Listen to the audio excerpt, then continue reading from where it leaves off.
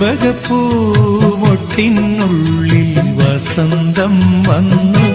കനവിലെ ഇളം കൊമ്പിൽ ചന്ദന കിളിയടക്കം ചൊല്ലി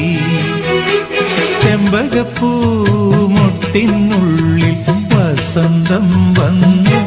കനവിലെ ഇളം കൊമ്പിൽ ചന്ദന കിളിയടക്കം ചൊല്ലി